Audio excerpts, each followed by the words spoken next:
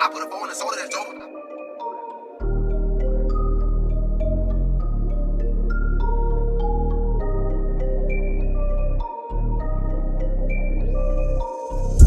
Baby on the neck getting foolish. Live on the set with the gang and Mike Cooley. I'm just coolin'. Coolin' with the gang. Coolin' with the gang. Cooley in the gang. Baby on the neck getting foolish. Live on the set with the gang and Mike Cooley. I'm just coolin'. Coolin' with the gang. Coolin' with the gang. Cooley in the gang. Nothing better than a professor. Watch him cook up coolin'. Big G, can't forget my nigga Mike Cooley. Keep it high like a pot of carrot. Sweet as Mayberry. Question is she single? Is she single? We'll find out when I call and I be geeking off G.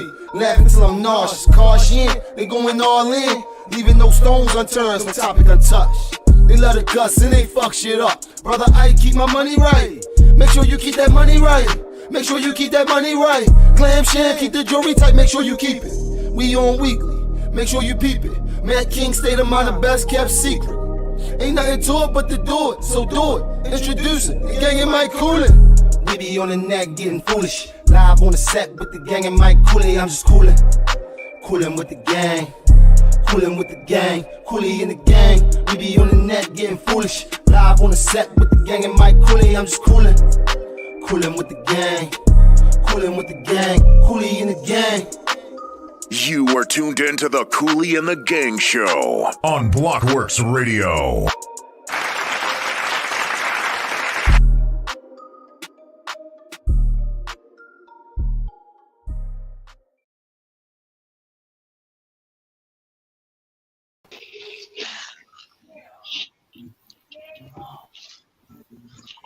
What's poppin'? What's poppin', y'all?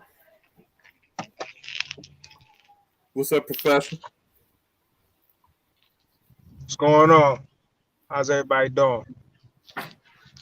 Can y'all hear me? Yeah, we hear you. I was just looking at Mike, see what the hell he doing. He can't hear nobody. He trying to get Instagram together. My bad. It wasn't no sound in Instagram. We gotta make sure IG had sound. How y'all feeling, man? Everybody doing good. Everybody looks strong and blessed and prosperous.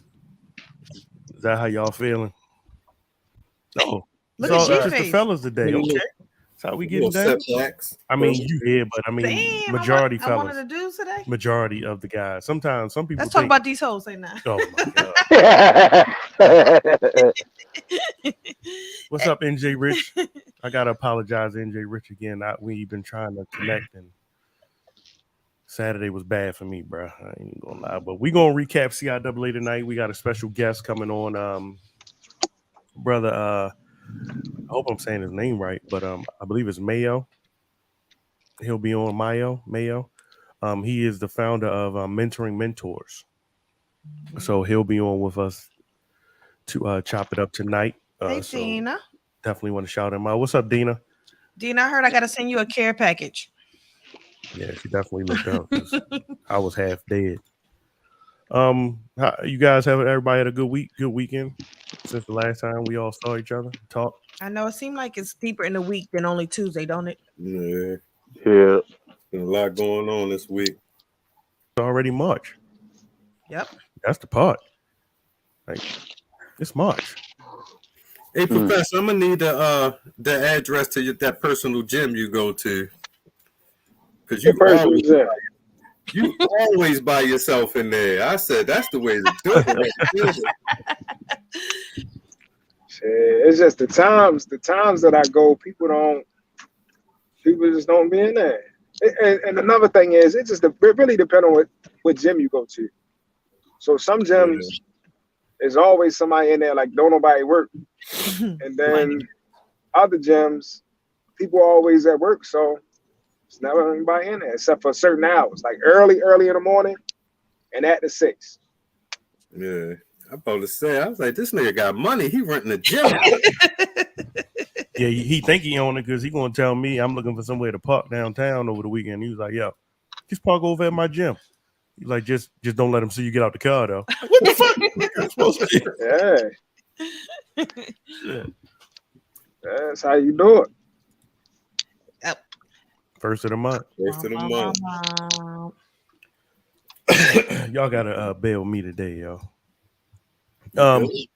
So, like I said, yeah, we're gonna recap CIAA. I've seen a lot of mixed reviews. I think CIAA came down to whether or not you what you went for is what is being broken down to me for. So we're gonna realistically talk about that. But aside from that, y'all been paying attention to all this Russia, Ukraine, World War III atmosphere we got going on here? I wasn't until the fact girl broke it down for me. Yeah, I saw a couple videos where they broke it down. I was like, "Thank you, sis. I understand." She was like, "Big P and little P." Yeah, I got a good video where he broke it down. What's the dude name? One of y'all might have sent it to me. Professor might have sent it to me. I'm about to say probably was Professor. What's the dude named Corporate? He does Black Chicago be like. He had a good video. See if I can find his video real quick. Since, so what's Biden standing on it? Because I don't watch the news. He's standing in the back. He better stand in the back. Better stand down. I haven't really been paying that much attention to what the United States has to say about it. What I really think is, like I told somebody else, there's certain countries that the United States really doesn't want to fight with, regardless of how much of a superpower that we're supposed to be. I really think that the age of the United States being the most dominant country is fading out. I think that we're falling into a time period where somebody's gonna try to United States chin sooner or later. It's just a matter of when. And I don't think they really want to get into it with Russia because a lot of people are gonna die. Absolutely gonna die. And my understanding is that Putin seemed like he on this kamikaze shit, like he ready to just say fuck it all. Yeah. Shit, and then U.S. owes so many people, we ain't even got no allies for real. That's gonna really do something. So I saw something about China have flew some planes over Taiwan. So during the same time that this is going on over in the Ukraine, China is getting ready to start some shit with Taiwan. Yo, this shit getting ready to be nasty. And like I told somebody else, when this whole COVID shit is over, I really believe the United States and China are going to get into it. Because if you remember back when this shit first happened, China was saying that the United States bought the shit over there, that they had somebody come over there and bought the shit over there. The United States saying China was the one that started this whole shit with the bats and all that other bullshit. So when this is all said and done, somebody going to get tired of another person saying their name and they going to come see about it. And that definitely would not be good for us. Not at all. Not at all. All right. Well, let's I'll play the video real quick.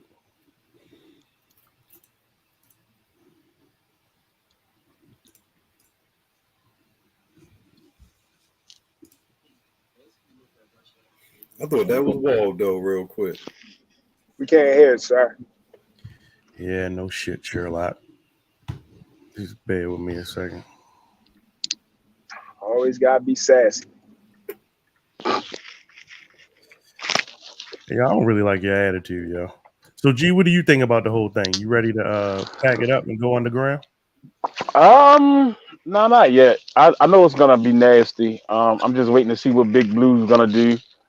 I'm sure Joe Biden is gonna probably push a button soon within the next couple of weeks. I can't see them not stepping in. That's what we do. We go over there and fuck with other people's shit. Being everybody else's business. So it's only a matter of time. You know they going. You said what, man? Oh, God, so Pete, basically look at Russia as a big ass sect. Oh, that's our guess. I'm like, fuck, did I go to another page? What the fuck is going on today, yo? Oh, God, so Pete, basically look at Russia as a big ass sect. And several motherfuckers from that state voted to be separated so that they could start their own shit respectively. So they moved up out the hood and set up their own little demos along the perimeter of Russia. And that whole time, Russia was definitely blue about that shit, but they was like, you know what? You can have that shit. And that whole time, Russia got ops. The ops ended up coming in recruiting a lot of the motherfuckers that had just moved off the block into their new Blick Club. And that Blick Club is referred to as NATO. And NATO is basically just a gang of countries that don't believe in one-on-one fights. Now, Russia's sitting back like, damn, y'all done already moved out the hood and now y'all clicking up with the ops. Say less. Now, the whole time, the Ukraine was one of their most beloved homies. And before the Ukraine could get a chance to click up and level up, Russia was like, hell no, we on your ass. Now, the whole time, the U.S. coming to play because they're a part of NATO. Now, the Ukraine ain't a part of NATO, but however, they are affiliated, and majority of the territory surrounding the Ukraine is NATO territory. So now it's up and it's stuck. So It's up and it's stuck. Oh God, so There you go. basically, Now it's look at up it, and it's it's set. And Oh, so, if you didn't know, so yeah. if you That didn't broke know, it down for a lot of motherfuckers right there. That was funny. so what do y'all think? Like, I mean, are you all still comfortable with your vote? Because my vote didn't have none of this shit going on. So you think I'm just asking the question. I'm just asking the question. I'm just asking the question. I just So said, your vote everybody, was y'all still comfortable with your vote? your vote wasn't on the war either? It didn't.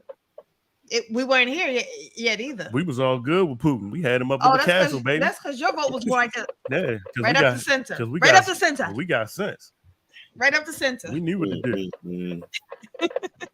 Professor, tell him we knew what to do. So the thing about this scenario, so we hear the term nationalist, right? Mm-hmm. And we automatically put the other word to it, white nationalist. Mm-hmm. But nationalist doesn't have anything to do with the color of your skin. It has everything to do with what you stand for. And the thing about Trump that's different from a lot of the other elites that we've had is that Trump was a nationalist. And what that means is he's more concerned about his country first and then worry about everybody else's shit later. Let's fix what's going on in the house and then deal with the rest of this shit after we figured out our own problems. There's always ups and downs to whatever side of the fence you decided, to jump on. I think that I still believe that at some point we probably would have wound up getting involved. I don't see how we can not get involved in this situation. Yeah, I don't know if Putin would have done it if Trump was still in office, because if I remember correctly, that him and Trump was boys. They was fucking with each other. I remember they was saying that Putin had something to do with rigging the election so Trump could get in. Mm-hmm. So, I don't know. I don't know how that shit would go. I think that I think Biden was the wrong pick. I ain't gonna lie to you, but to each his own. Whatever you like, I love it. Mm-hmm. Anybody else? Terrible. Why you think Biden is the wrong pick if we ain't got nothing to do with this shit? No, it's not because of the war. It's just because of everything. All right. Yeah, it's not because of the war. Because like I said, I think that even if Trump was in office, if this was a scenario when Trump, if Trump was in there right now, if this was a scenario, I still think we would have had to get involved. We would have to get involved at some point. I don't see how the United States doesn't get involved in this. And not to mention, and I could be wrong, because again, I haven't done a whole lot of research on this, but I thought that this is where we get our gas from too.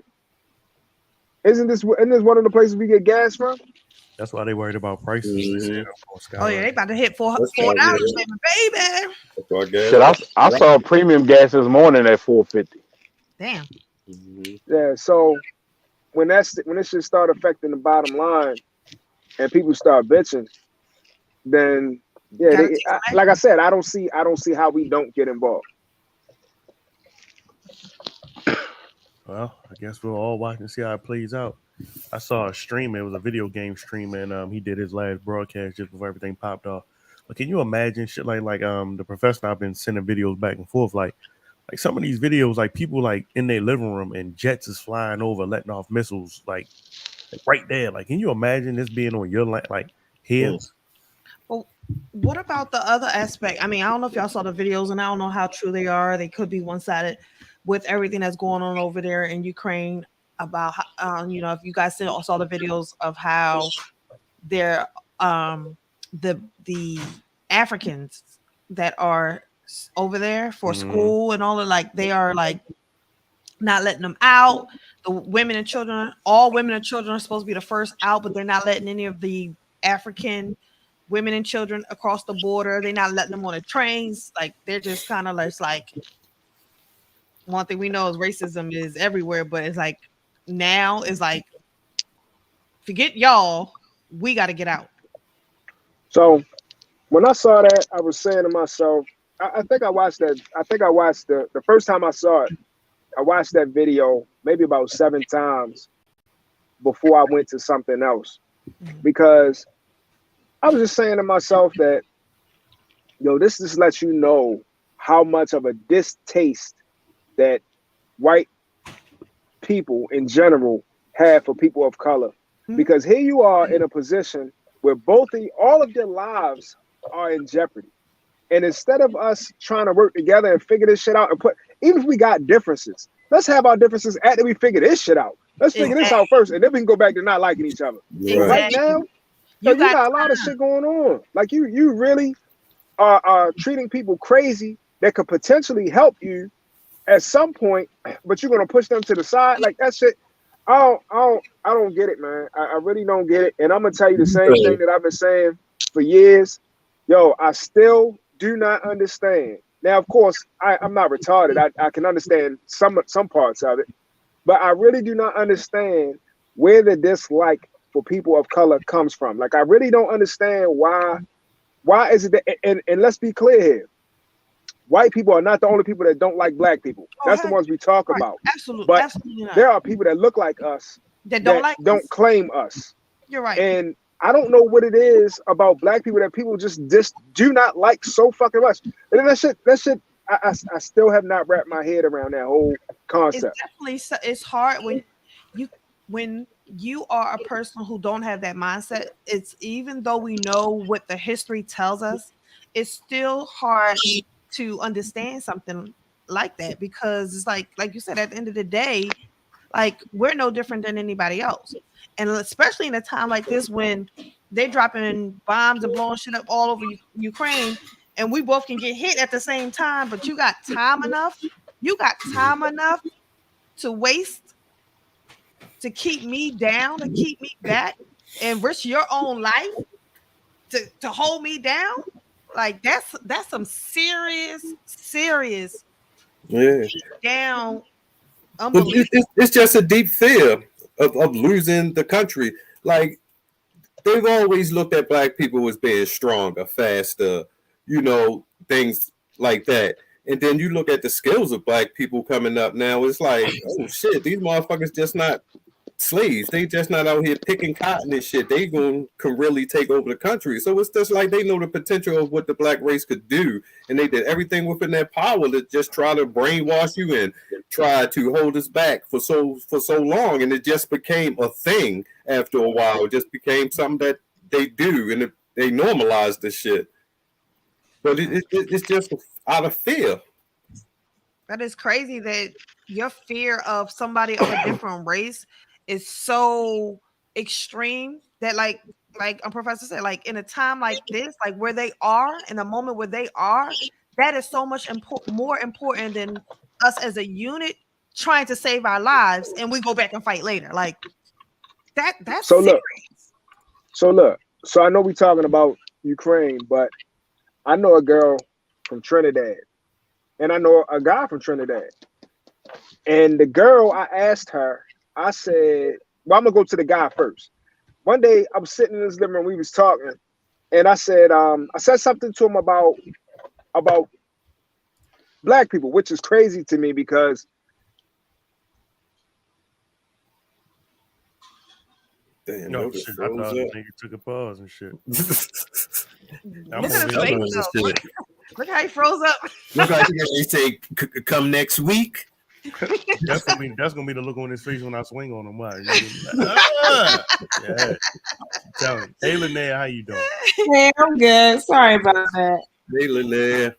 But it's just like this. Not just like in the U.S. though. Like I know 2 dudes from Cuba I used to do construction with. Mm-hmm. One, if they never opened their mouth, you would think one was just a straight white man and another one was just a straight hood nigga. Mm-hmm. But both of them was from Cuba in the same area, and the black one stayed fighting and he got locked up. You know what I mean? And the other one was just the white one was just a mild-mannered type of individual. And he was saying that in their country too, the dark skins are looked down on, and you know what I mean, they're the ones that's in poverty and shit like that. So it's like fearing a fairer skin, that shit just goes on around, and no matter where you are. So look, that's the same thing in Dominican Republic. So look, the guy said that he's always had in the back of his mind, and his parents have taught him that black people are dirty and lazy, right? Mind you, his skin is the same color as mine, right? The girl told me that if she brought a black man home to her family, her parents would stop talking to her.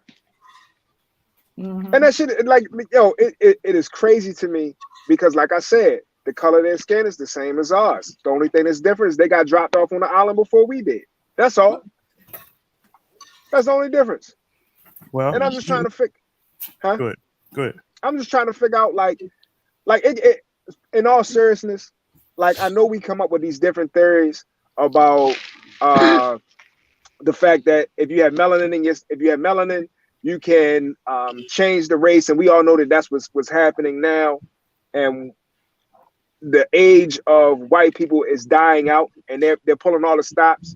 That's why I know y'all love the vaccine, but y'all gonna get. Don't worry about that. Right. So that's cool, but I get that part. I get all of that. But what about those people that look like us? Now you might say, okay, they have been brainwashed to believe a certain thing. But come on, yo, we talking about 10 generations later, 20 generations later. They have been interacting with us. They have seen what is going on in our neighborhoods. They live with us. They work with us. Yeah. And they still have this concept about us, and they still stay away from us. Why is that? Like, what is it about black people? Do we stink or something? What the fuck? I cannot wrap my mind around why black people it's not Trinidad, it's not Jamaicans, it's really not even Africans. It's black people, just black people. That's it. Like, why? Why is that? Why is that so big? And you know what's crazy? If you ask somebody, they could never really tell you. They could never really tell you what is the real reason why. What is the core reason why we have a dislike for black people? Why? There's no way they can tell you. I don't even think there's an answer that I can accept that makes any real sense this far down the line. Now, I like what Paul Mooney said. Paul Mooney made a great comment when he was talking about white America. He said the reason why white people are mad at black people because getting away wasn't a part of the plan. And I get it. I get that part. But what about all those other nationalities that feel that way? What about the Asians? What about, like I said, Trinidad, Jamaican, Africans? It's not just one group, it's all of them. It's all of them had the same fucking idea about black people. Why is that? Well, you're tuned into the Coolie and the Gang Show live every Tuesday night, 6 p.m. to 8 p.m. Eastern Standard Time. The gang's all here. I ain't even check my messages. Mike got one from Mayberry, but I was a little late today. But our special guest is here, Alfonso Mayo, and I hope I pronounced the brother's last name right because I hate when people mess my last name up. He is the founder of Mentoring Mentors, and he is here tonight with the Coolie and the Gang Show. So let's give him a round of applause real fast. Please do not bring that goddamn clap out. There we go. Am I good now? You're good. Yeah. Thank you guys for having me. I appreciate it. All right, so Alfonso, first off, I apologize, brother. He was supposed to be on last week. I fucked up. I messed up. It's all good, bro. And then Flexibility. today, we were supposed to get everything straight today. Like my head's been in a whirlwind, and I do apologize. We handle things a lot better than that, you know. So the next time you come on, if you allow us to have you on again, I guarantee you you'll see the way we do things here. Look, bro, I'm flexible and I believe in grace. So you got I it, man. appreciate that. Yeah. So let's just start. First of all, I always anybody that jumps into the whole realm of mentoring, or first of all, mentoring in itself is a huge responsibility, especially if you have no sort of ties or blood relation to that person. So what brought you down this path to, you know, say, hey, this is what I want to do. This is what I need to do. I appreciate that. So I was just kind of listening to your conversation prior to me getting on. First and foremost, I genuinely believe, like, when I call you my bro, like, that's a real live statement. Like, we might not have grown up together, but you guys are my sisters and my brothers, indirectly and to some degree directly, because what I do is going to always impact somebody that's coming after me, including my sons. And so what really got me into mentorship is it's not a long story, but it goes way back to when I was in high school. All of my teammates and all of my bros, they were taking things like auto mechanic, and I just happened to walk past a class filled with young ladies, and I thought to myself, why are they in there? And that's where I want to be. And so way before mentorship, I got into early childhood education, and really learned the format of, you know, infants and toddlers, the importance of the first 5 years and nurturing kids. And so that was me. I didn't want to learn those things. I was going into class to, you know, get girls, but I learned. I'm about to hit that, like, you. Yeah, but I learned these things, you know, and I always told myself I wanted to be a part of that, because the first 5 years of my life wasn't the classic normal upbringing. I wasn't nurtured in some ways, and so grew up with a lot of anger issues. And that same year, I became a tutor to first and second graders, and they taught me the language of reading. And so I felt indebted to them because I was reading on a first grade level. And glory be to God to them, man. I was able to graduate in the top 10% of my class. And so I've always said, man, like, I want to give back, you know. So going to college, it was always childhood or early childhood education focus. And then I got into coaching, and coaching was just another pathway for me to serve young people. And I just said, you know, I want to do something a little different. That's what I'm talking about. It's crazy how we go into things for one thing and end up coming out with something else. I think some of the greatest stories go that way. So your program, Mentoring Mentors, just a brief snippet of it, basically says it aims to disrupt the trajectory for African American youth by providing them with an alternative way of being and thinking, not just being and thinking, so they can see and emulate. After winning the Dorothy Stang Award from Stevenson University in 2014, Alfonso founded Mentoring Mentors Incorporated to develop and teach younger people how to embody leadership, integrity, virtue, accountability, and a passion for serving within the community. So, which is needed. Yeah, not just the physical being there, but the mental. So go into more how it is or how difficult. So what are the age ranges for your mentorship program, first of all? What age? So when we started, my focus was high school students. Again, I coach high school football, so it was just natural for me to take to high school young men. One of the things I wanted to change, because I grew up in the Park Heights area of Baltimore, when I opened up the door, I always seen people that look like myself, a little bit older, some younger, kind of, you know, destroying community. And so my focus was, if I could get high school athletes to invest in community, you know, maybe we can make a change, right? Because if I'm cleaning up, you're not littering, right? If I'm doing certain things, you're not going to do certain things in my community. And in 2015, that shift for us, because we were doing community service, serving middle school students. They weren't our students, but we were serving them at the height of the riots. We had some really deep conversation with these young people, and when I asked my young men, what community service impact you, every last one of them said serving, middle schoolers. So we then shift our focus and we created something we now call the intergenerational near to peer model. So we serve middle schoolers through high school. High schoolers are great, but sometimes they're so close to reality that they don't want to, like, it's really hard to shift their focus and mind. But middle schoolers they're still kind of blank slates, right? They're like canvas that you can just keep painting on and drawing in on. And so we serve them from sixth grade, that's usually age 11. And we teach them everything around self-esteem, empowering them to strengthen their academics by providing tutoring, teaching them how to work collectively together.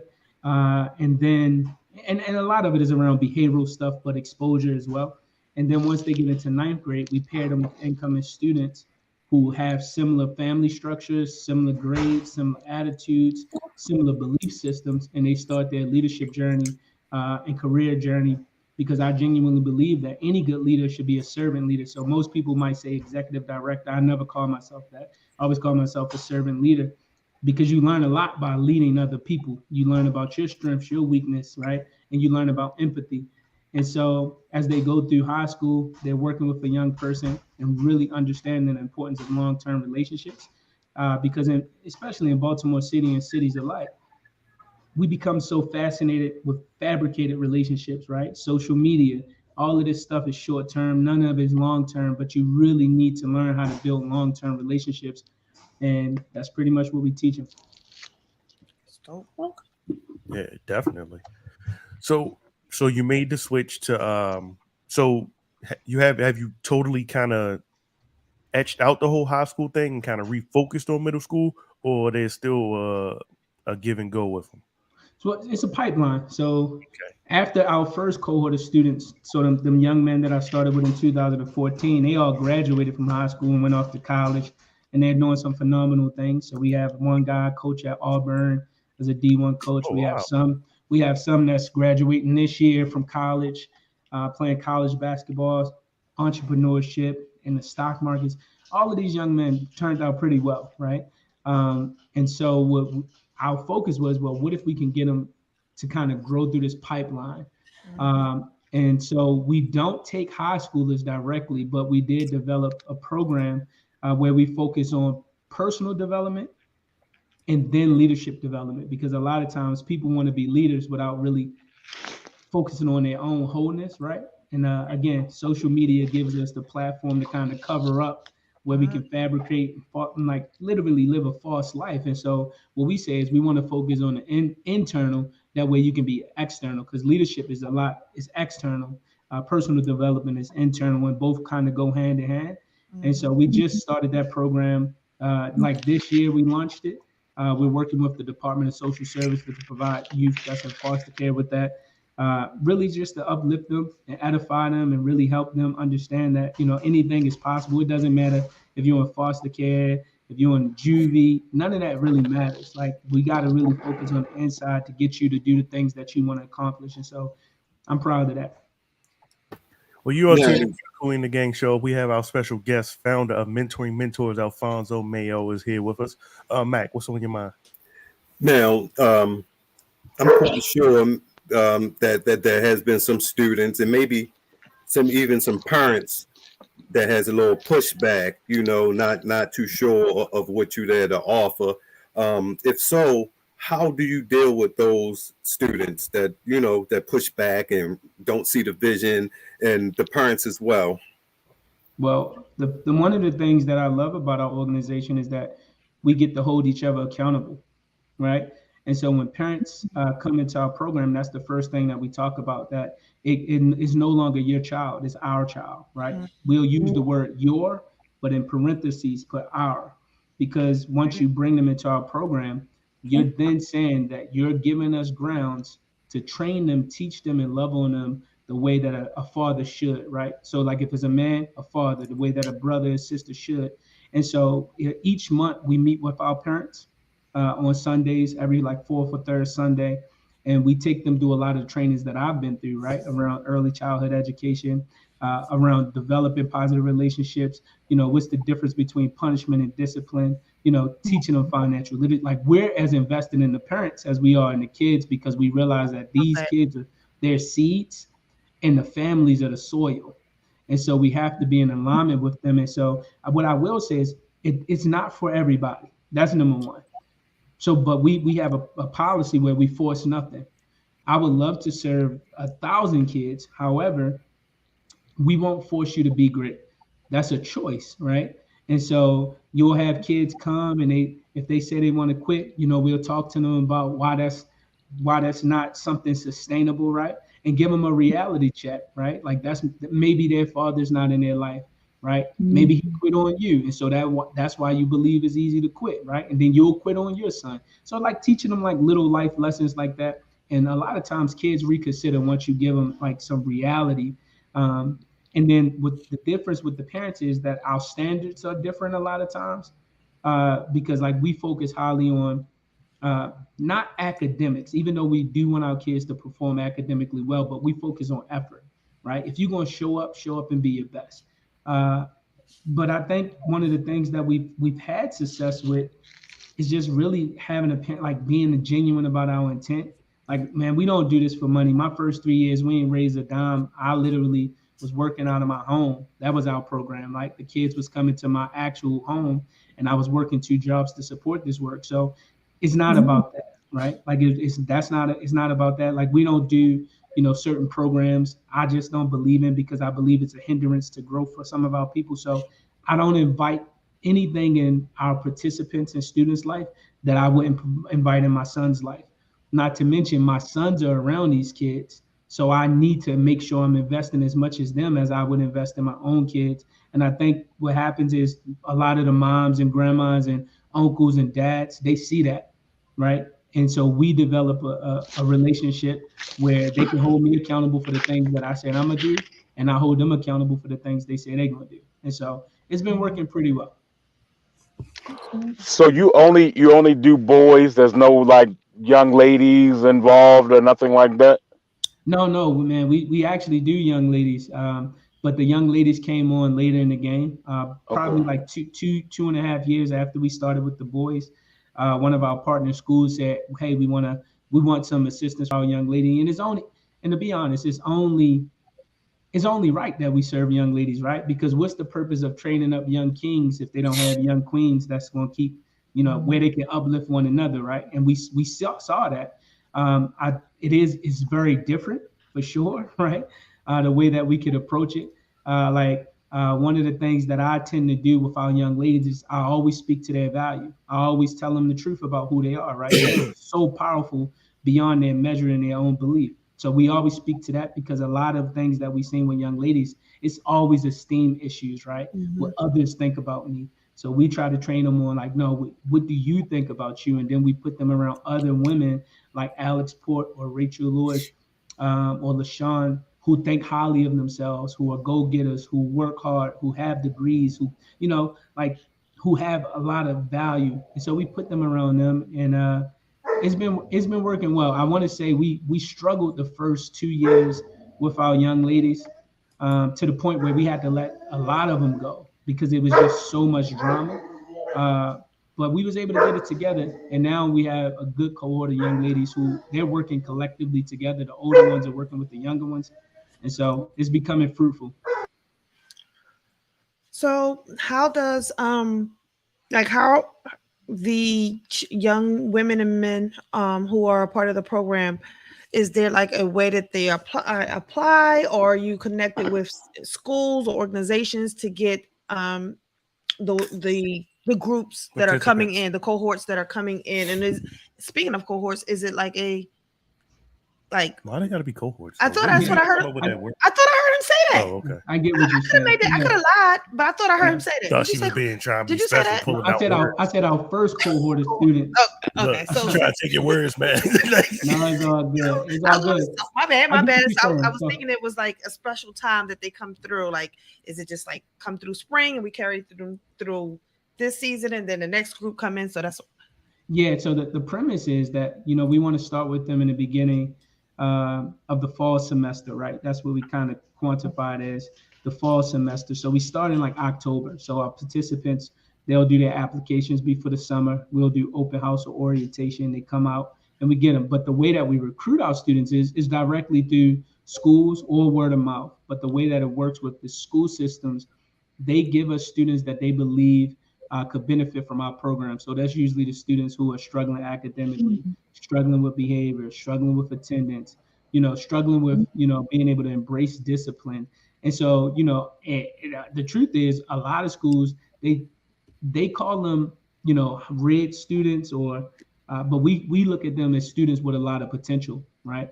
Because these students are coming to school and they're dealing with a lot of challenges, but they're still showing up. They're just not them best selves because they haven't had the proper training or coaching. They're the who I used to be when I was a student. So that's what I look for, right? And I speak to that leadership potential. And then the word of mouth is usually from parents who've seen the transition in their sons or daughters. And so now they're telling all of their friends at work or telling their cousins, they're just telling people, they're posting like their children's success, and people are like, man, like how is that happening? And they're like, oh, well, it's this group. And so we had an influx of students because initially we were serving in just the Windsor Hill community over there by Garrison, and then over the summer we was just getting calls left and right. Now we have students, as far as Rosedale, Pikesville, some was in Owens Mills, over East Baltimore, Cherry Hill, and we try to embrace that. But the goal is to try to get like a structured cohort from our schools. That way we can follow these students. But it never really works like that, and we just kind of roll with the punches as they come in. So, how many people do you have working with you? So right now we have 3 full-time employees, including myself, and then we have interns. We use a lot of interns because, again, we have this intergenerational model. I believe that younger people usually look up to those who are like just above them, right? So if you're in middle school, you look to high schools look to college. And so we use a lot of college students from our partnering schools. So the University of Baltimore, Stevenson University, Morgan just came on board last year. So Morgan State, Coppin State University. So we use a lot of these students because they have better language than we have, right? They're listening to some of the same music, they dress the same, and all we're doing is just training them and giving them the proper training, and they're assisting us in just different avenues and different capacities. But we have an amazing program director with a law background, graduated with her master's in business, actually launched her own youth program, but decided to come with us so she can get more hands-on experience. A testimony to our longevity is our program operations specialist. He actually started as a community service student, then did his internship, stayed on as a mentor, and we was able to hire him as our program specialist. And he's been with us since 2017. Another guy been with us since 2018. And then just good people who want to pour in. So like our graphic designer, one of my spiritual bros, and he does an amazing job with our marketing. The person that take our photos, another spiritual bro, and he does all of our photos. And so we try to keep it tight knit because we are a family. Like I said in the opening of this, whether directly, indirectly, we're brothers and sisters. And so we treat it like a family, and we try our best to just, keep it working. And so I'm learning how to delegate and just trust more. And that's pretty much how we've been growing and trying to scale this thing. Cool. Damn. Now, what if somebody wanted to maybe just stop by and volunteer? Love it, man. So, for example, let's say you was like, hey, Mayo, bro, I want to share my story, my testimony. I'll say, Matt, look, bro, we have something we call community days. And the reason we call community days is because that's when we get a chance to break bread. Now we are virtual for obvious reasons, but you would come out, you would share your testimony and story, and our kids ask a lot of questions. We tell them that questions are the keys to success. And so you would say, hey, this is my experience. This is what I've been through. This is who I was, but this is what I've overcome.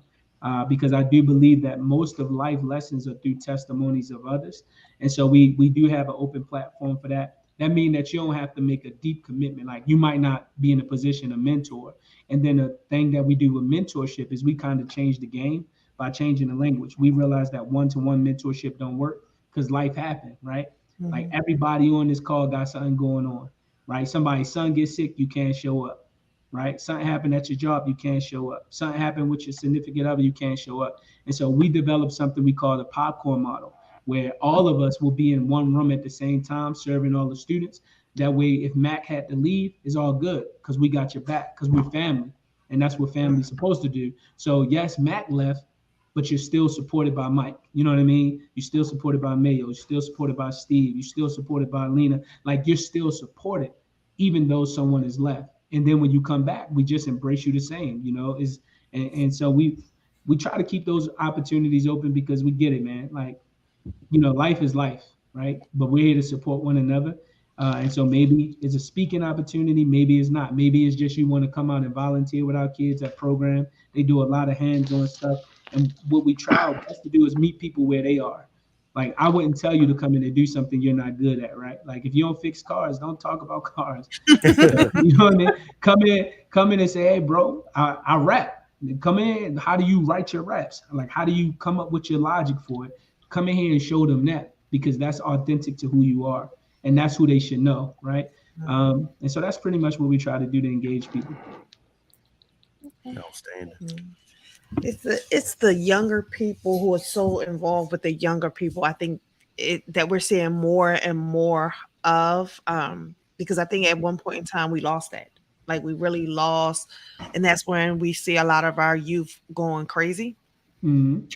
Because one, there was nobody there, but now just to see, you know, young brother like yourself, and like we had the other one, King Randall. Yes, like you guys are young men in the field, pulling our young men and women and pouring into them, and we need more people like that. So keep teaching people to do what you do, because it's important. It's important. Y'all, people may not realize, but there's a lot of children that you guys are saving. And right now, they need as much hands-on blessings, saving, pouring in, just to keep them going. So if he'd have told me he only got through to one child, I mean, that's one less lost child. All it takes is one, because then he can tell somebody that one's else. going, like the pay it forward model was something I've always I'm with you, bro. Yeah. I don't tell people that too, but I know me. I'm not good with just one. Even though I know one could change many. I remember a while ago, I had a foundation tell me that they were shifting their focus to global warming, which I do think is is important. So pretty much what he was saying was, we're not going to fund you because we're shifting our focus to global warming, and that's not something you guys focus on. My reply to him was, I get it. Global warming is important because it affects all of us. However, could you imagine if your support, the support that you take away, right? We have a kid right now in our program that has a solution to global warming. Wouldn't that be a catch-22, right? And so for me, our greatest gift is really showing and uplifting these kids, because they are resilient, whether they know it in the moment or not. I have a personal mission, which is to really have everyone that I come across, child, women, man, it doesn't matter, is to get them to see their fullest potential and chase after their dream relentlessly. And that comes with a level of accountability. And so that's pretty much what I consider myself, like the accountability guru, right? But that means that you have to be accountable to yourself as well, right? I'm not perfect for sure, but there's a lot of things that I've worked on, and a lot of things that I learned through, my trials and tribulations, but also my accolades, right? The things that I did right, that we should be showing these kids and teaching them. And I speak for free at different schools, and I serve high schoolers at Reginald F. Lewis. And just last week, I had a young man say, bro, why are they not teaching what you're teaching us in school? And I said, you know what? They might not, but you're getting it here. So now who you going to teach, right? Now, because you have friends, you have homeboys, tell them what you're learning, and then work together, because ultimately that's how we're gonna be successful, and we're gonna be able to change the world. But until then, I'm just gonna keep doing my part, and hopefully I inspire the next president or somebody like that really want to see change and not just talk about it, but really want to do it. Well, another resident of Blacktopia. There we go. Alfonso, you don't know what Blacktopia is. We've been trying to come up with our own community. You know, you got Chinatown, you got, Yeah. you know, so we came up with Blacktopia. So we're trying to just get all our organizations, our banks, we got schools, and, you know, now we're going to bring you into the mentoring program and to kind of just help the children. You know, we're going to bring you into Blacktopia. Yeah, I do my part to the best of my ability, man. Definitely. So how can people reach out to you to donate if they just want to be a part? I mean, shoot, if you got kids that want to do a podcast, send them my way. I tell them all the little tricks and things that I did on a low budget. Yeah. I got you. Well, I mean, the first thing is, you know, social media, right? There's not many people or Black people I know named Alfonso Mayo. So if you put us in it, it's probably like 13 of us. But you know, I'm definitely on Facebook. I'm really active on LinkedIn, and then you know, my Instagram. And I think I shared the link with you for my Instagram. But I'll say the name again. It's 20 Mayo _ 20 Mayo. Sorry, 20 Mayo _ Mayo. Which is my Instagram. And, you know, I respond to everybody. Like I if somebody hit me up, I respond. If I can help, I try my best. Or you can just go and you know, follow us online, www.mentoring- don't forget the dash, not an underscore dash, mentorswithaness.org. And that's where you can find all of our work. You can find things about our leaders. You can find our social media platforms. You can reach out to us. You can sign up if you want to be, if you want to be a mentor, if you want to donate. You know, we're all in. Well, I definitely appreciate you taking the time. And again, I do apologize for the pushing around because, brother, the work you're doing is more important than me jerking around your schedule. So I apologize. No, it's all good, bro. It's all good. Look, the kids wrapped up with tutoring about 6:30, so we're on a good schedule, right? And then when you have a team around you, you don't have to be present for everything. So I'm flexible, man. You get that grace. No apology needed, man. I appreciate it. Anytime this platform is open to you, and don't be surprised. We don't like people just coming on one time. Like we definitely, I got you, man. We definitely like to keep up and check in. Look, I'm here. We appreciate it. Alfonso Mayo, founder of Mentoring Mentors. Give it up. Thank you. Appreciate it, bro. Peace and blessings, man. Many blessings to you all. Have a good one. All right. See how the brother spoke about having a team that got his back. A team that, you know, when you need them. Y'all feel them shots being fired? No. Ooh. I know. Where's the shots though? He spoke highly of team. Y'all not dodging them bullets. Don't make me preach in here. So that was dope. Yeah, that was great. That's one of the things I really do love about doing this.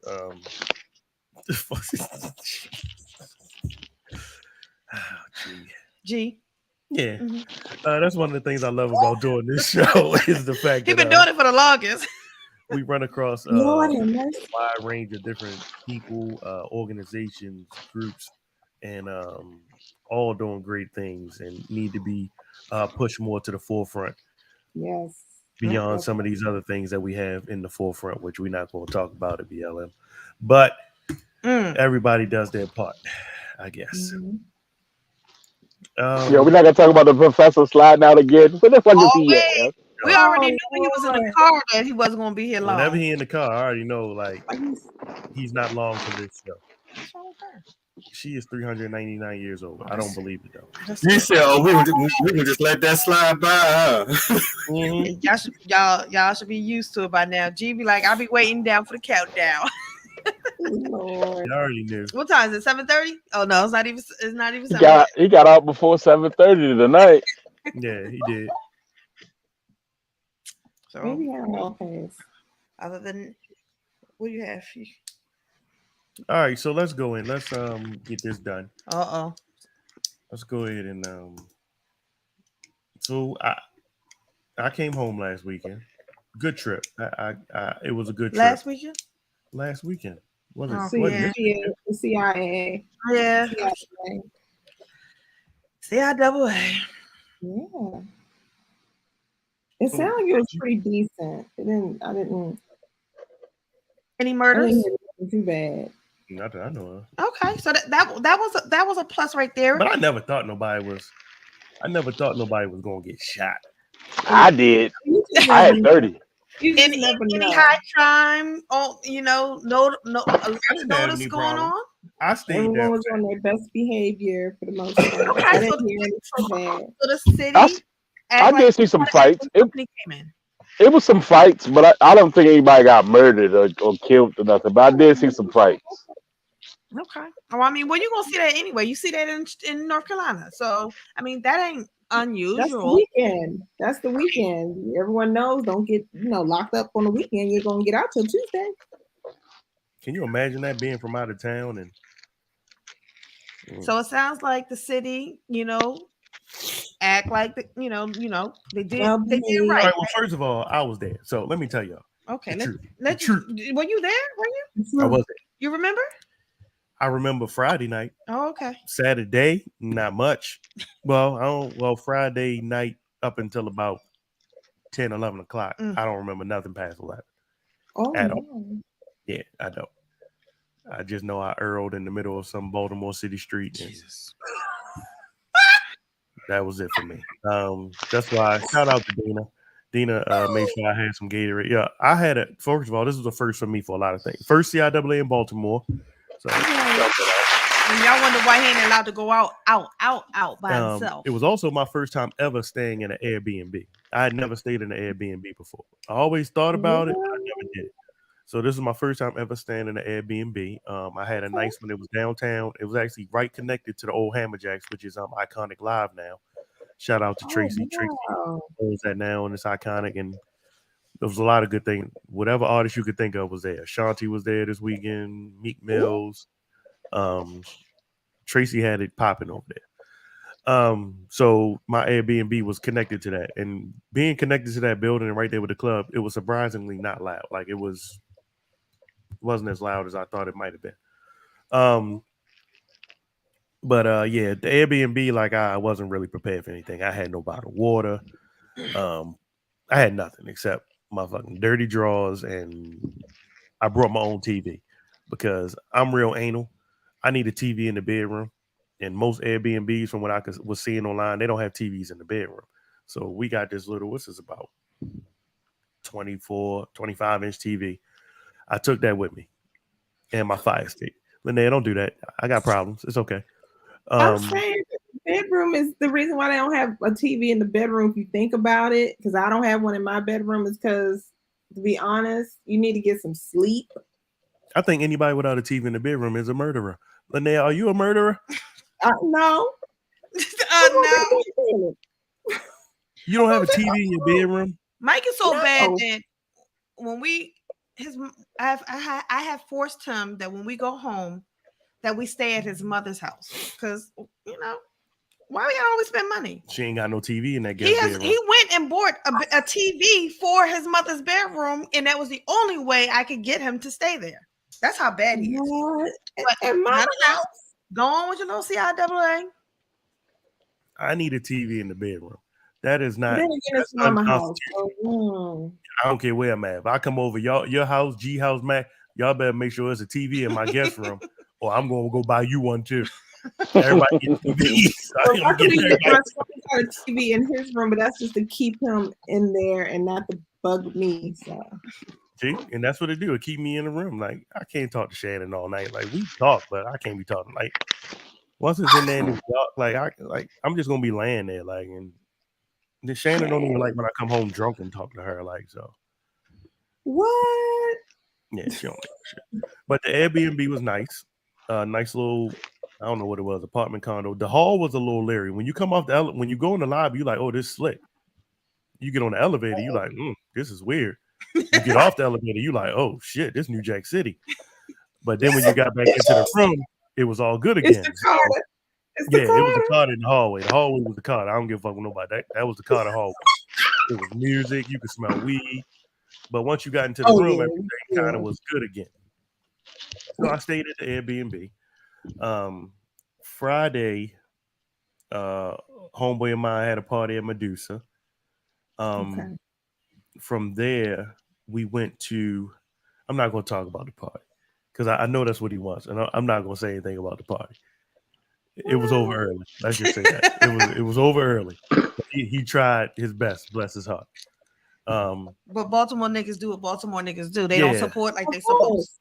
I think I don't. Nobody's going to argue this down with me. There was no out of town presence there like I'm used to in other CIAAs. I believe. That natives. Yeah, there wasn't a lot of out of town presence. Now, because they were scared to come to the city. All of them videos. I don't know why. Posted all over the internet. Don't cross this line. Don't do this. Fuck y'all. Don't say the avenue and avenue. It was a lot. I think we might have did it to ourselves a little bit because there was a lot of videos out there telling people what not to do.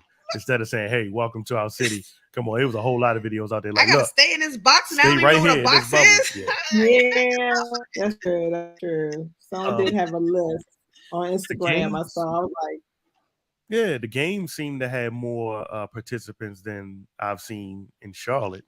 The game seemed pretty packed. And was it step shows? Yeah, all the convention center stuff was what it was. If anybody has ever gone to CIAA, the convention center is always that's where your family friendly stuff is. Like me and Sean used to go to Tom Joyner's morning show. He would do it on Friday mornings at the convention center. So we would just stay up all night because if we went to bed, that was it. And go see Tom Joyner and them. So the convention center was always the place to be. It's the family friendly atmosphere. But I never went to CIAA for family friendly. Fuck all that shit. I went for the hang with my homeboys and we went down there to party. So I can only approach it and give my view from the perspective of the party, a party goer. I've been going to CIAA for I'm 40. I've been going since I was about maybe 22.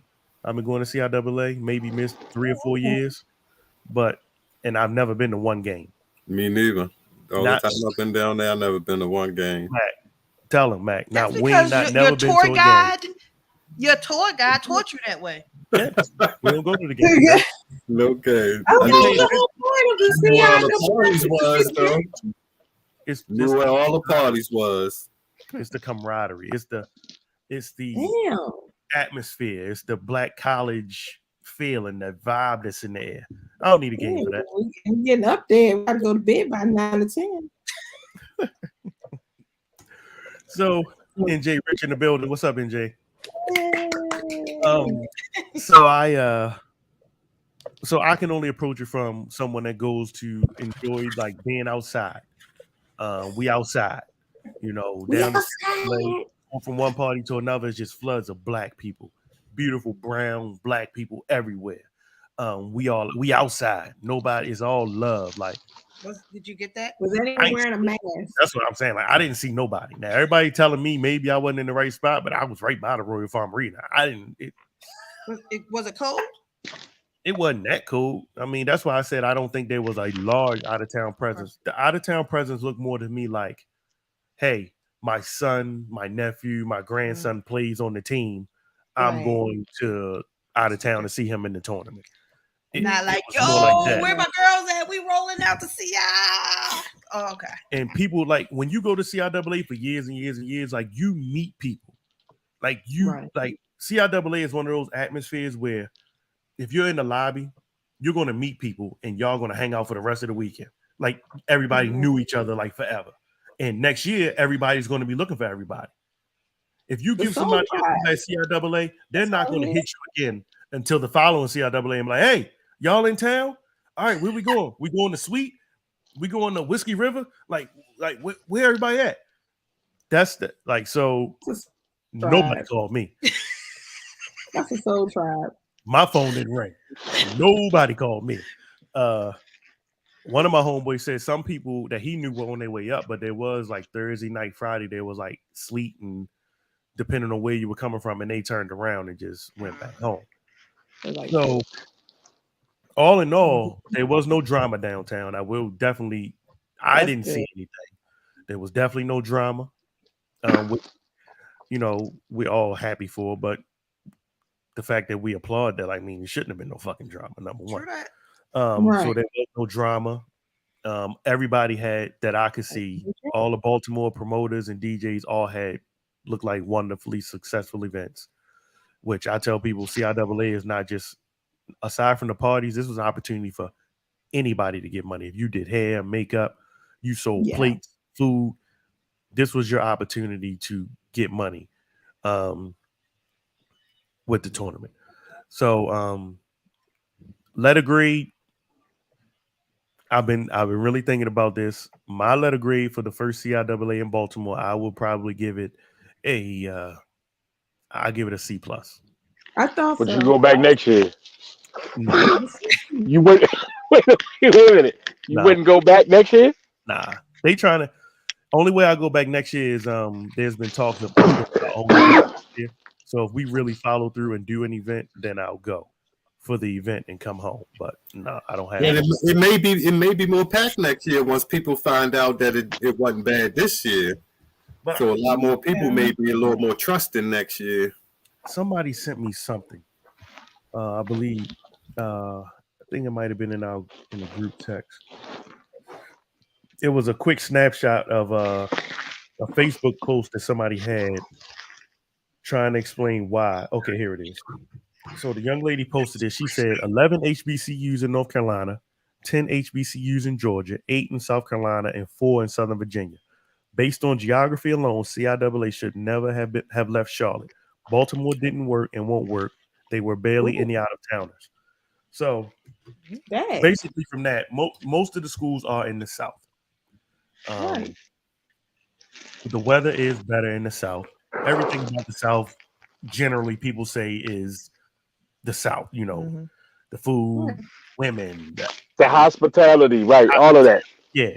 So I truly don't think it should have come north. I do think it should have stayed in the South, but I think everybody should get a shot to get a little piece of the pie.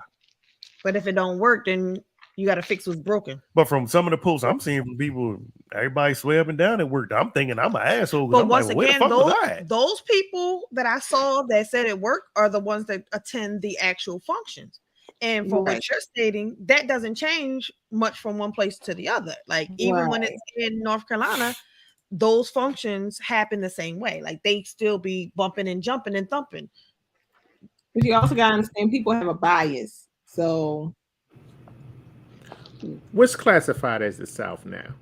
Because I've always thought that Maryland was below the Mason-Dixon line. It is. We're so I mean, when we talk in the South, South of Virginia. So anything that's south of Virginia is considered the South, and we are the Mid-Atlantic region. Right. All like y'all like the line. Right. We the stepchild that don't nobody want. That's right. I think it goes like Baltimore, DMV, and then the South. No, you gotta go past Northern Virginia now. You don't want to be bougie. You want to go. Yeah, they part of the DMV though, but you gotta go past Virginia to be. So the northernmost city in the south of you all are classifying it is probably Richmond. No, hell no, y'all go below that. What's that? Rocky Mountain? Ain't that Rocky Mountain once you get to North Carolina? Yeah, Rocky Mountain. Yeah, Rocky Mountain. Yeah, you gotta go to Rocky Mountain to be south. You definitely south. Okay. I'm trying to understand. I'm trying to learn right now. Yeah, look, if you still get that wintry mix, that cold weather, real snow, you ain't the South. Yeah, that's Virginia. You gotta get out of Virginia first. I think that might be like that's like Washington County or something. Yeah, if you own a shovel, you don't live in the South. Yeah. Basically. So Baltimore, DMV, and then the South. Works for me. So Baltimore not a part of Maryland? Nah. Nah. And as a matter of fact, it goes Eastern Shore, y'all niggas, DMV, then the South. You know how you get a donut, and you got a donut hole, you got the donut hole, and then you got the donut. Y'all niggas is the donut hole, and then it's the donut. And then you get to like cakes and pies and shit like that. You know, Baltimore is like Atlanta. You know, it stands alone. It's not a part of Georgia. Baltimore is not a part of Maryland. It's Baltimore, and then it's Maryland. It is the cheese that stands. Baltimore's own city and state. Well, I do know for the girls, Lincoln won, and for the boys, Fayetteville won the championship. I did actually keep up with the game. I wasn't there, but I kept up with it. Okay. I heard the step show was good. But, I was about to say this. I was just about to say from that's all the videos everything, from the step show definitely looked litty. Yeah, but it was probably everybody from Baltimore. It was everybody from Baltimore. I saw the videos when they were scoping. I know Cosette probably ready to cuss me out. Oh yeah, Cosette gonna give you the blues because Cosette had My me girl thinking Cozy I missed said, yeah, my girl Cozy was like, this was the best. I'm glad Baltimore got a shot at it, but I'm curious to see how the numbers look like. I'm hoping that and I ain't talking about the promoters because I know them motherfuckers got money, but I hope the city, got the money that they were expecting from it. But And I feel like they're gonna say they didn't make out. I feel like it's gonna be some bullshit behind it. They probably made $1 billion. They're gonna come back and say we made a quarter of what we projected. Something. So You already know. And all of them can pocket the money. Yeah, they not. Well, not. I'm not saying that. I'm just saying I don't think they really gonna give them their props as to what really happened. Like I always keep going back to that. Huh? Before we even left, the whispers around town was that Baltimore was trying to get it in for another 3 years. Oh. So, and that's what I'm saying. Like, if they was dissatisfied this go round, no matter how much money they made, if they're looking for a reason to take it somewhere else, I'm almost sure that those numbers, the projecting, whatever the projected profit should have been, they probably gonna come back and say they didn't meet it, even if they did meet it. I can't see nothing good coming out of this. I don't think they're gonna give them their props. I'm always go back to that Formula One racing bullshit. When that shit bombed, they let you know that shit bombed. They didn't get no money. The streets wasn't fixed. They did this. They spent money for that. This shit here is gonna probably be the same exact thing. And another thing somebody told me to take into account before I came and gave my opinion on the CIAA was the fact that a lot of people probably still aren't ready to travel from COVID. Like a lot of people maybe still don't want to jump into that whole thing. Right. So I will give you a part of that, even though every time I look, every club across America is packed.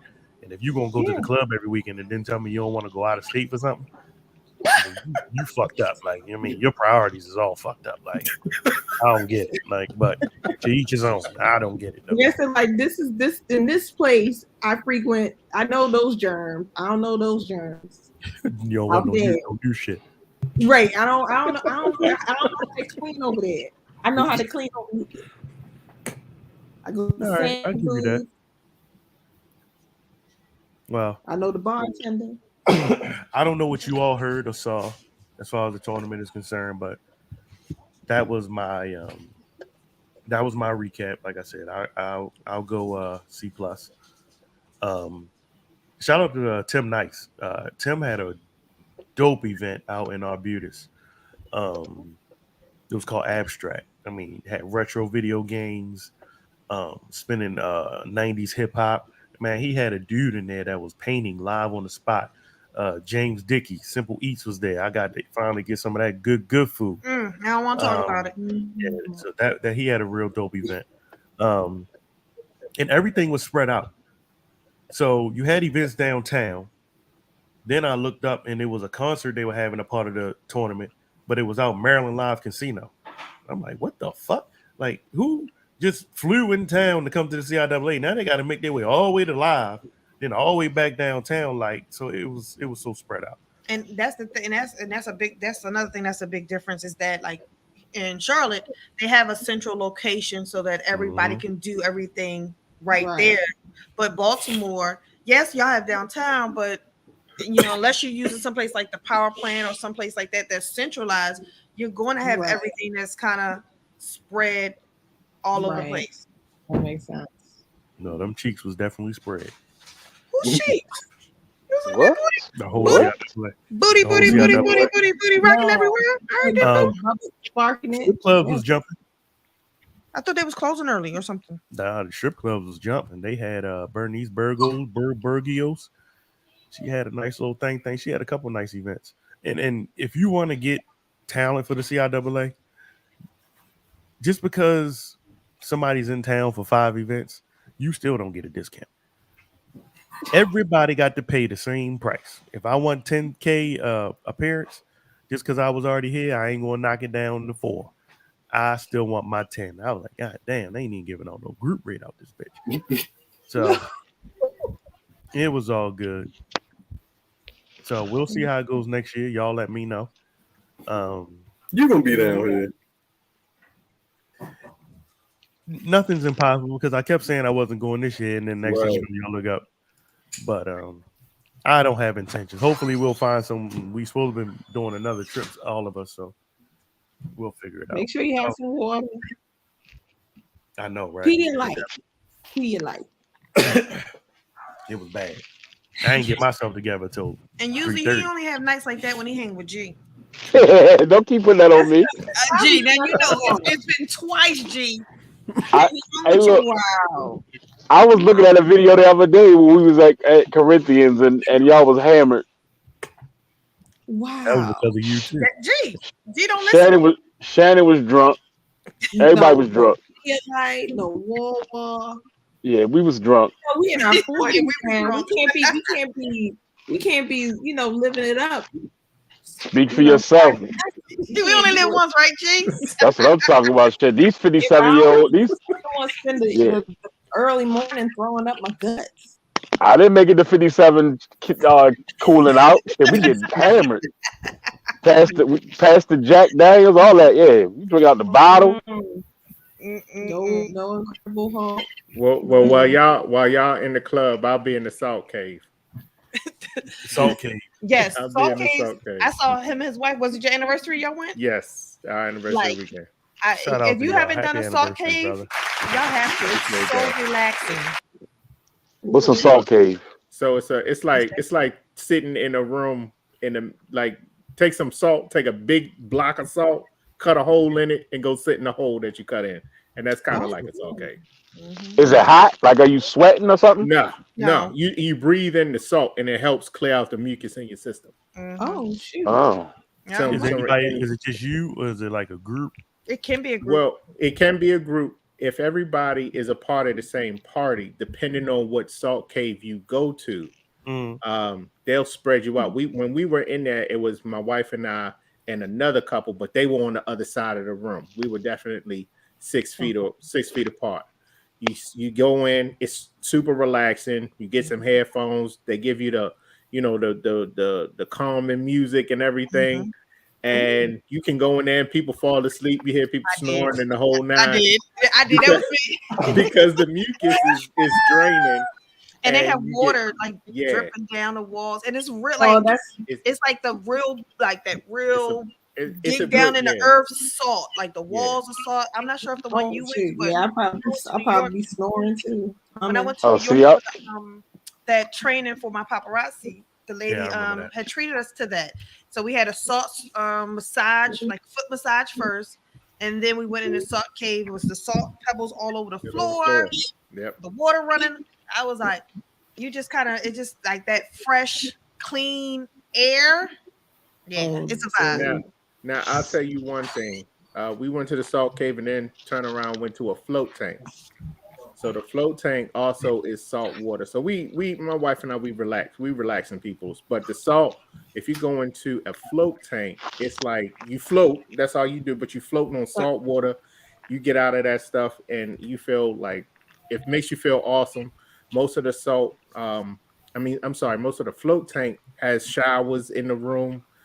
You wash all the salt that's in the float tank off. Is dope.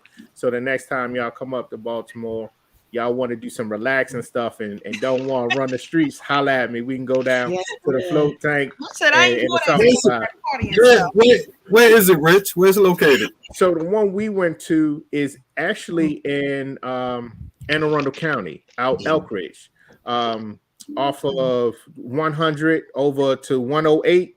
Okay. And then that's where the Salt Cave is. But if you jump back on 100 and head down Dorsey Road, that's where the float tank is. They like 10 minutes apart. So depending on how you schedule it, we scheduled it and had a nice day and then went to, a comedy show. And that was our anniversary weekend or whatever. But in Virginia, they have a place, a Salt Cave, where the float tanks is all in the same building. And so, like, if you go down to Williamsburg, they have one it's a spa. You going down there and you can do it all at the same time, and it's a really dope experience for anybody who's looking at just trying to chill, get your energy right, get your mind right. It's one of the things that you could possibly do. That's some grown folk stuff. Yeah, Right. And see how retarded I was. I'm thinking salt cave. I'm thinking y'all like naked and shit like that. But then you start talking about mucus, so I don't want to be naked, spit mucus and water. Like, all right, so I got it now. All right, I was like, well, shit, to be naked. What the fuck are you talking about? Naked hog spit mucus and shit. My snot running out my nose. Try to be cute for my lady. Look over, there's another couple over there. He's snotting, she's snotting. Yeah. All right, I got you now. Salt cave. I gotta Google it. Yeah, check it out. Check it out, and it's on you. Whatever you want to do. I saw the float in DC. That's why I was like, oh, okay. Because it is like a little pod. You go in, and you just lay, and they say for an hour. I was like, oh my gosh. And honestly, if you go in there and you like chill out, there's pods, and then there's the one we went to actually has it's bigger than a pod. It's actually like a small little room inside of a bigger room, because my wife and I, we do a tandem float, which two people can float together, but then they have individualized floats where you can just float by yourself. How many years y'all got in, Rick? This was 10. The one that we just hit was double digits. Yeah. We right behind you. We were 10. Trying to make it. Listen, we need to do a Black Love. On y'all 10, do whatever it makes y'all feel good. That's how it is. I mean, definitely y'all kids are old enough, send them to a grandparent's house or whatever. Oh, we party. And do what makes you feel good. If it's partying, if it's floating, whatever. Do you and just have a ball. Okay. Y'all young in the game with it then. Yeah, Mac, you was married at like 2. No. 3 weeks. 3 weeks, we got 17. 17 now. Oh, Jesus. Damn. I met a girl at CIAA. She was out with us all at the bar, and she been married 23 years. And I told her she smelled like peace and tranquility, because you got to have some sort of peace if you lasted that long. Told her to watch the show, but I'm like, yo, you smell like peace. Yo, 23 years, yo. Matt got 17. Yo, Shannon ain't even gonna be on the show by the time we hit year 11. Shannon gonna have her own show. We need to have older couples and ask them what is their secret. I want an old angry couple on here. One of them that I got one we can get. Oh hell no. Mac, when they be talking smack, I don't like you. I don't like you. Oh man. I'm gonna tell you the truth. I'll be honest. We have those days when my wife and I, we act like old married couples. We, when we send my son away to his grandparents' house, we get the cussing and fussing and just for fun, just to get it out your system. Get you. Niggas all be for fun. See, because we don't cuss around my son. So when he goes to visit his grandparents, we get a lot of cuss words. It's on now. It's on. Full floor and filth just flowing. Yeah, because you cannot say in front of people. You can't say it. That is hilarious. Well, I guess my so parents when they go away, we cuss and then come back and we don't have to say it in front of them. So that's what works for us. You want to have that marriage show. I'll see if my wife is available. We'll get together and we can do a couple show. And would be different show. Doesn't even have to be necessarily doing the Coolie and the Gang thing, but just that's the idea for the Coolie and the Gang as another show to a pop-up. Coolie and the Gang presents Marriage Talk. Yep, there you go. That's that network building. You building networks right now, Mike. You building networks right now. You'll be like Oprah Winfrey. He's like, yo, I'm trying to quit, and y'all trying to keep me going. You don't quit. You don't quit. You shift. You don't quit. You just shift the narrative. There you go. Y'all saw Coolie was out in the streets with that. What's the name? Change the narrative. Change the narrative shirt. Yeah, I saw that bullshit. Oh, yeah. There you go. There you go. He got the coat. Hey. Oh, Got the merch. Now, That's a new. Merch. that That's coat a on new. the website. That's a new coat too. It's all on the website. It's on Yeah, the that's website? new. Yeah, that's Oh, new. shucks. Here we go with Yeah, the it's all on the website. varsity. That's Yeah. tough. Fuck You that want your coat. own That's what I wanted. That's what I need, G. Fuck that. Don't worry, I got gifts for G. Mac You gave me got some you new. got a coat, yeah. I got some new True Kings raised New Yep, Kings just gear. walked in the Just door. walked in the door. I'm good. That's what's up. Yeah. Yeah, we could do that. Oh shit! Why am I thinking all white like that? That's a whole nother show right there. Yeah, we could definitely do something like that. We'll put that together. I saw this video that came across me, and I already know y'all going to say it's out of line. What happens in the video, but I kind of want to read some of the comments that were in Comments are always the good. group text that I'm in.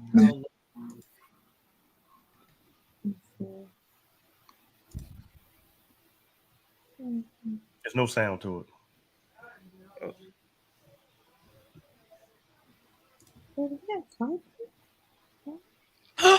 Oh shit! Sweet baby Jesus. Oh. You know. Oh Lord.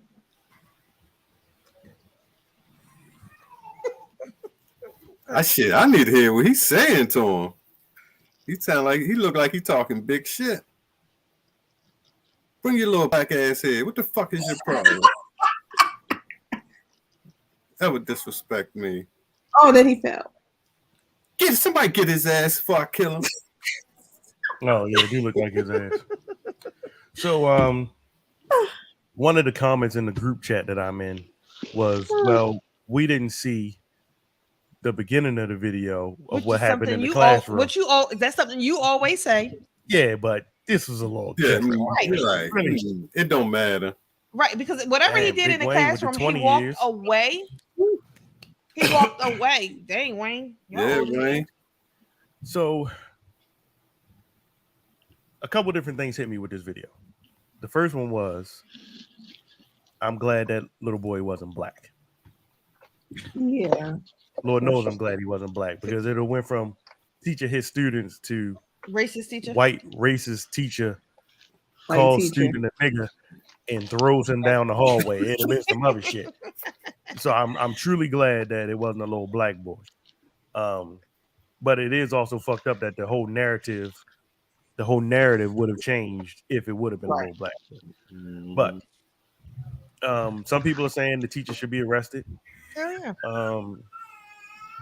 Is there any justification to smack the shit out of somebody's child? Did the child smack this stuff out of somebody? Let's say no. Let's say yeah. Fuck that. Let's say yeah. Okay, I'll answer first. We'll go rotation. So, yes, part one. Yes, the little motherfucker put the hands on me. Yes, I got the right to put my hands back on you. However, let's say in that situation, he did hit him. The fact that the little boy walked away so calmly, and you chased him down, I think that, and if the boy did something like put his hands on you, threw something at you, I think that right there is the part for me. Like, at that point, the kid walked away calmly, quietly. There could have been another course of action versus you running him down and slapping him, because now you do look bad. Now, at least in the moment of him slapping me and I hit him back, we all in the middle of it, then, there might be some like, oh, they fighting, something that kind of can back up my story. Right there, there's nothing there but you kind of, in that situation. But yeah, you chased them. That's like, I can't shoot somebody I'm scared of when they walking away.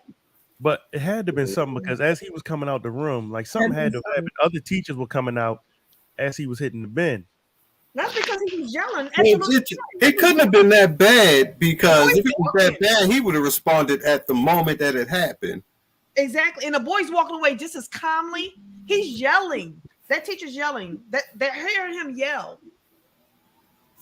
But he did. Yeah, because if he was disrespectful or something, then Yeah, I just dealt with it at the moment. That don't give you the right to put your hands on nobody's child. Right. So we need some sound with it. We need some sound with it. Oh, I'm telling you, if one of them kids spit in my face or spit on me, I'm smack. I don't care how old they are, where their parents at, where we at. I'm smacking them. Okay, so let me put this in a different spin. I'm not agreeing with what happened, but let me put a different spin on it because we don't know. What if there was a little girl in that classroom that little boy just like smacked in her face, closed fist? Okay, and what if that little girl was his daughter?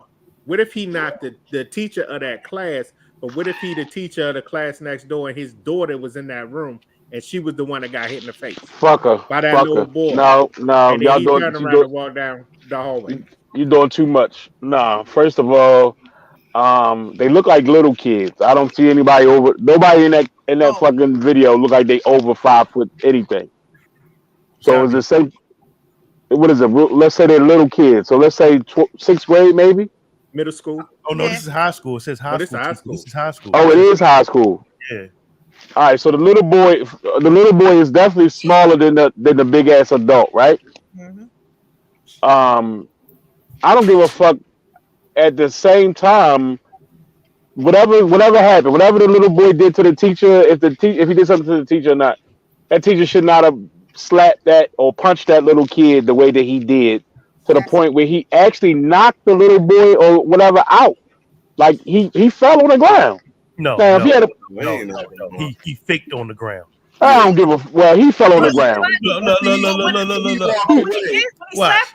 Watch after he hit him. He don't fall on the ground till he see the other teacher come out there. Look. But when he slapped him, he hit his head up against the wall. Yep, and he good. Now he see the lady. I don't know. I've seen boxing matches with it's a delayed reaction to get knocked the fuck out. You know the walls in the high school. Y'all know what Either way, he punched the shit out of the little boy where his head did hit the wall. You can't do that. You pull your belt off and whip his little ass. I'm all for that. Fuck them kids. Whoop his ass. But you can't punch no kid in the face like that. I don't give a fuck who you are. That part, exactly, Tina. The child wasn't. He wasn't. He at all. That teacher was a big ass adult. Like there's no justification for what he did. Yeah, he's smacking shit out there. And to Rich about him slapping, to Rich saying if it was his daughter, whatever, and he hit the daughter, I'm fucking his father up. If he ain't got no father, I'm gonna beat up his uncle. If he ain't got no fucking uncle, then me and his mother got to see each other. But somebody of age is gonna catch these hands. But yeah, you can't hit nobody kid like that. What if that was your son, Rich? If that was your son that did that, how would you feel about it? I'm gonna be honest. I am not in agreement with what he did. There is no part of my system that agrees with what the teacher did. I was just putting a spin on I got possibility. You. But my spin is I'm with you, G. If it's my boy that you hit, and then his head hit the wall, and then he took 25 or 5,000 steps and fell out, I'm busting everybody in the school. It don't much matter. I'm running through that school like diarrhea. I know it. Like I know that's what I'm going to end up doing. That's how much that. Listen, I'm in agreement. He shouldn't have put his hands on that little boy. I'm in 100% agreement with that. No, adults take care of adults, just like G said. Grown people take care of grown people. Little kids, they scrap. Depending on that situation, that's a fine line too. But adults should take care of adults and deal with adults. He should not have put his hands on that kid. However, how an adult manages a child in the school system has ramifications not just for the adult, but for the entire school system. Mm-hmm. And that teacher has a right to be fired, because now you could have groups of parents taking their children out of the school because they don't know if this is an ongoing situation, and everybody wants their child to be safe. And that teacher endangered that child's safety and a learning environment for all the children in the school. So he definitely had to go. You definitely gotta watch these teachers. Like they're stressed, they're overworked, and it doesn't take much for children to become their target. And I mean, it's not fair to say, but it is. I mean, because it could have been that little boy was just mouthy in class, got up and walked out, but he had enough that day. Shut up my mind down. He had enough that day, and he took it out, on that child. So that's what I'm saying. Okay, so this instance, no, but in general, because my rule is this: don't bring your child to my house if you don't want them to get fucked up when my kids get fucked up. Because wait a minute, so my kid ain't did shit. Your kids in there fucking playing with lotion in the iPad, and the iPad get broke. You whooping my kid? You gonna whoop my kid even though you know it was your kid that did it? That's not what I'm saying. If I can't discipline, if I'm not allowed to discipline your child, but like y'all said last week, then they don't need to come to my house. Last week. Oh yeah, but no, I'm saying he's talking about he fucking up his kid. I'm trying to figure out like now, if your kid. If I walk in a room and they all solid and they ain't nobody snitching on everybody, then yeah, everybody gotta get it. Even though your kid got the lotion on their hand and smell like Japanese cherry blossoms, and the iPad smells like Japanese cherry blossom, you fucking up my kid. And I'm just saying. So you fucking up my kid and Matt's grandkid because the fucking iPad broke. Everybody get it. Everybody got to get it. My kid can't come to your house. I don't mind if my kids come to your house and they acting up, you discipline my children. I want one of them parents to be like, don't hit my kid. Because first of all, I don't send my children anywhere with somebody that I don't trust that's going to do the right thing by them. Right. Now, I can dig it. I mean, if I don't give a fuck. If my kid over there and they all fucking up, whoop all their asses. I don't really give a shit. Even if he didn't do it. If he say he didn't do it, whoop his ass because he probably lying. Oh, Lord. I'm having flashbacks. Yeah, that's all I'm saying. Yeah, just don't hit him too hard. Don't hit him too bad. I mean, if you're gonna give yours 5, don't give mine 6 because he's mine. You know what I mean? You gotta hit him. They both should get 5 ass whoopings or 5 lashes. Yeah. Now, if you call me and say you hit him 6 times, now me and you got a problem. I'm sorry. I'm in this alternative universe today. It's just a different spin, and I'm putting a spin on it because my son is on the spectrum. If you're dealing with a child that's on the spectrum, autism, ADHD, has a differing ability, you can't approach some of these situations the same way. I think you could beat anything out of anybody, respectfully. I really do. I really do. Bruh. I really do. I think you can beat anything out of anybody. If you can get the truth out of witness, then you can. Where's the little ticker thingy? What? Oh, yeah. You definitely need to put your sign up. Put your sign up, Mike. I can't even find it. Yo, I think get away with it. Mike, I'm kind of feeling you. I'm with you on it just a little bit, but you can't. Put the sign up first, yo. Put the sign up. Put the sign up. You can't go out there like that without the sign. My bad. That's my bad. Not the same. That. Oh shit. And Rich, you are absolutely no. You do have to approach different situations differently. You really do. But it's the training of people. But you got to tell me that before you send them to my house. like break things down. Like, look, sometimes not just you in general, but hey, look, you might come upstairs and my son is fucking got a spoon and eating cereal out the toilet. Don't go crazy. Oh no! Warn me. If you let me know, then I'm not surprised and I'm not thinking like somebody just fucking with me. You have to warn people first. Like our middle son used to be bad as shit. And I would tell people like, look, if I ain't around, he just gonna fuck with you. If you ain't a dude, he gonna fuck with you. Like if you're a woman, I'm telling you, he gonna try his hand. And if you let him go with it, don't call me. Because I warned you. But he's 10,000 times different than what he was then. But he had a big head. His head was so big, his brain was getting squished all around. I think Aiden was gonna make it. Yeah, he just don't do my man like that. Yeah. But you're that's my guy. with that, to Richard's point, that's where a lot of children are issues, or they're tagged as bad or disrespectful, because there's too many people in the school system who are not properly trained to handle children who are a little different, who need to be handled differently, disciplined differently. So they're automatically considered bad.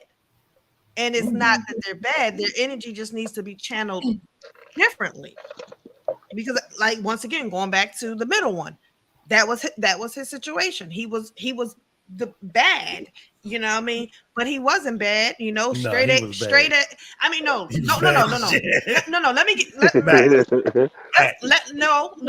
Let me rewind. When he was home, he tested the limits for sure. Especially me.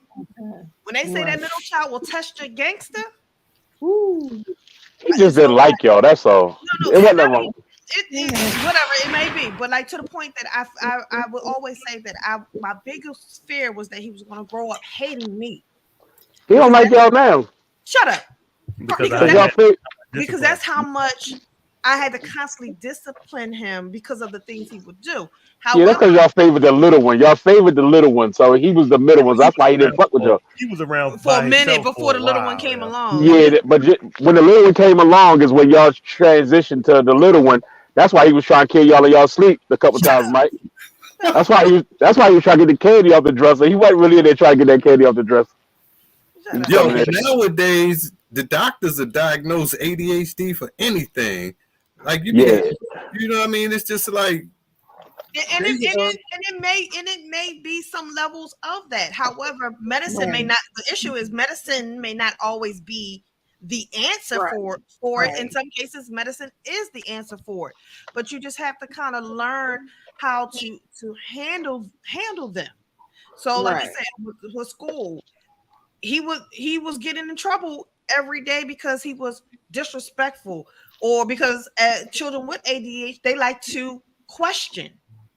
You know what I mean? They like to question. They gotta be moving around and things like that. So that he was tagged as bad for just things that he was doing, but he wasn't bad. He was a straight A student. But because in the middle of your lesson, he got to get up and throw something in the trash for some random reason, or he got to be tapping a pencil for a reason. The teachers were not trained to understand or to handle children like that. Okay, so that's why I don't disrespect. Go ahead, Matt. They tried that with Donnie. Said that he had ADHD because he was messing up in school. Kind of find out he has this type of drain in his ear where wax build up and he couldn't hear. Once we took him to the ear doctor, got his ears cleaned out, his grades shot right up. And I'm like, y'all wanted us to put him on medicine? Y'all ain't even fully evaluate him.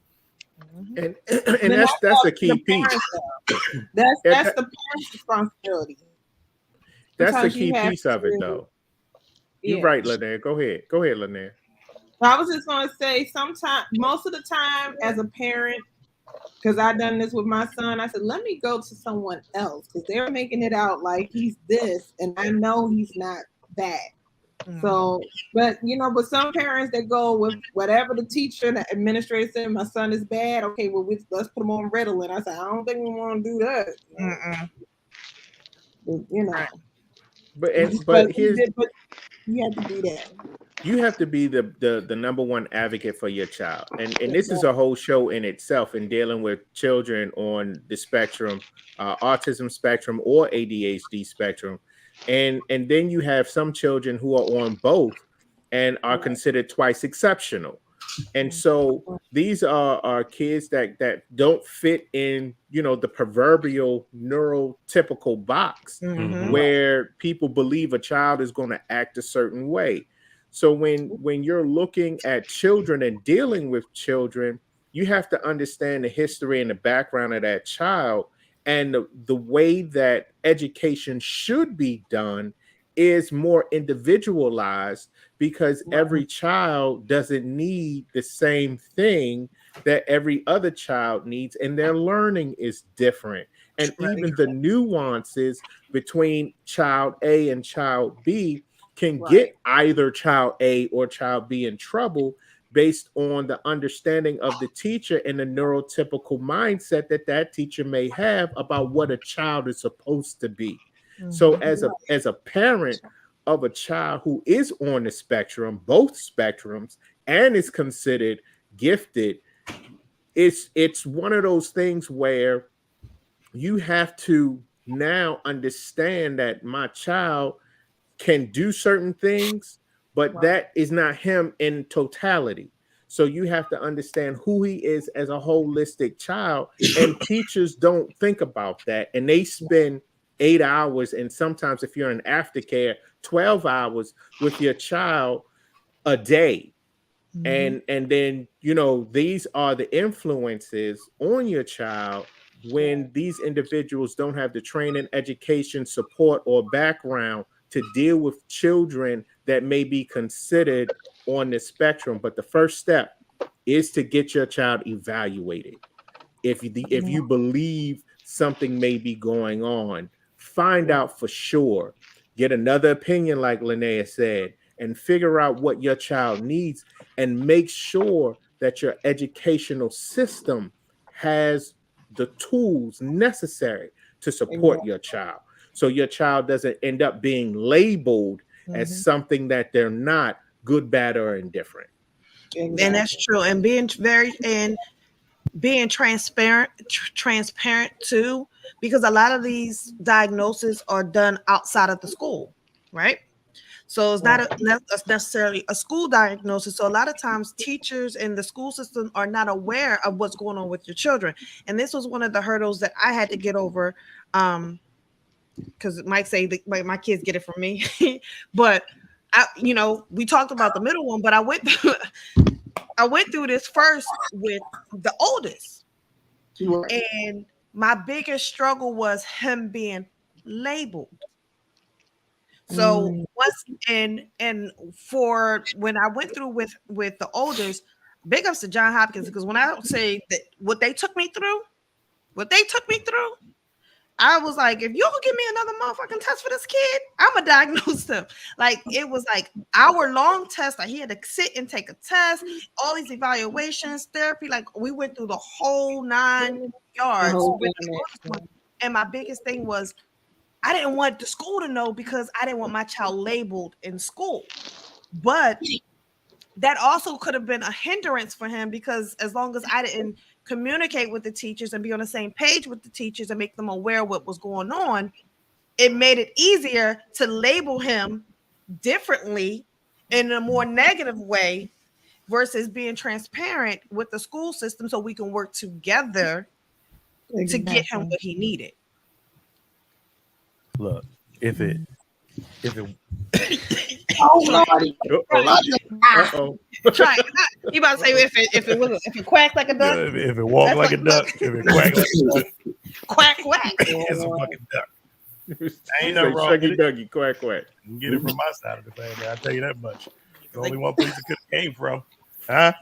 Yeah. Gee, I got it. One place it came from. It ain't coming from my side of the family. Oh, shit. Yo, I knew Frank was crazy, yo. First time I walked in the house, yo, he want to wrestle, yo. Like, little boy, I just met you, yo. I can't be wrestling around with some little boy I just met. I call shit like that. Niggas go to jail for shit like that. I'm doing that. Yeah. But that might be a Dr. Will show. He'll come on and talk about kids on the spectrum. Yeah. That's true too. See, that's why I don't discriminate. Fuck them kids. On the spectrum, off the spectrum, all equally. The little ones, the babies, the bigger ones. Fuck them kids. That's why I'm sorry. That's right, G. They all getting beat the same in my house. But you know what? That's probably the same thought that teacher had before he punched that little kid in his face. That's why his ass about to be sitting home. He would have lost his job with them kids. He definitely got fired. But as soon as you saw his walk was that I'm tired of this shit walk. Like that's it. Like I'm the way, tired. first of all, the way he ripped on the teacher when the lady came out, like, no, go to the. He's like, well, you better handle this motherfucker. Yeah. I had enough of this shit. That was that fuck this. I'm out. Like that was that Joe Clark. Like fuck, I'm out. This shit, I'm not.